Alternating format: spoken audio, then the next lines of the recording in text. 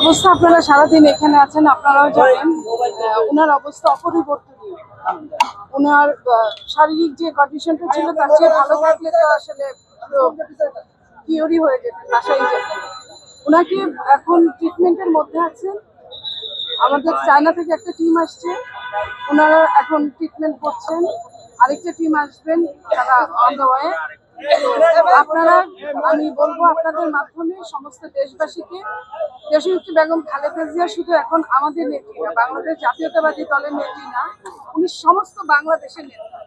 উনি সমস্ত দলমতের মধ্যে এখন উনি গণতন্ত্রের নেত্রী।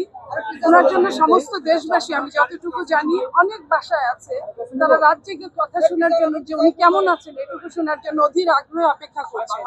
আমি তাদের জন্য বলতে চাই, আপনারা সবাই দোয়া করবেন ওনার জন্য।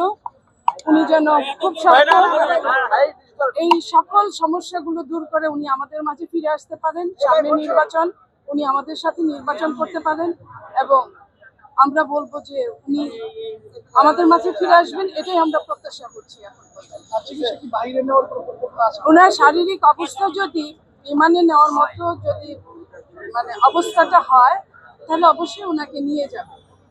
এটার জন্য আসলে ডাক্তাররা আসছেন, তারা দেখছেন, দেখার পরে উনি যদি সুইটেবল হয় বিমানে জার্নি করার জন্য, দেন ওনাকে ওইখানে নিয়ে যাওয়া হবে। তাহলে তো আসলে ঢোকাটা বুঝেনি যে অবস্থাটা, তো ওইখানে আমাদের যে ডাক্তার জাহিদ আছেন, আপনাদের সঙ্গে বোধহয় কিছুক্ষণ পরে উনি প্রেস ব্রিফ করবেন, উনি জানাবেন যে সর্বশেষ অবস্থাটা কি। আমরা যেটুকু জানলাম সেটুকু যে উনি আগের মতোই আছেন। দুপুরের দিকে সকালের দিকে হ্যাঁ একটু তার যে সমস্যাটা, যে কোনো রুগীর সমস্যা ঘন্টায় ঘন্টায় উঠতে পারে, নামতে পারে, এখন আবার উনি স্থিতিশীলতার দিকে আছেন।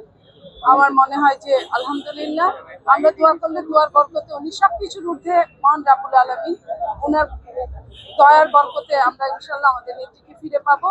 আমরা এটাই আশা করছি। আপনারা এটাই দেশবাসীকে জানিয়ে দিবেন যে আমরা আশাবাদী, আমরা এখনো হাল ছাড়ি নাই। দেশবাসীও যেন হাল না ছাড়ে, সবার আশার মধ্যে দিয়ে আমরা ফিরে পাবো আমাদের। সবাই দোয়া করবেন।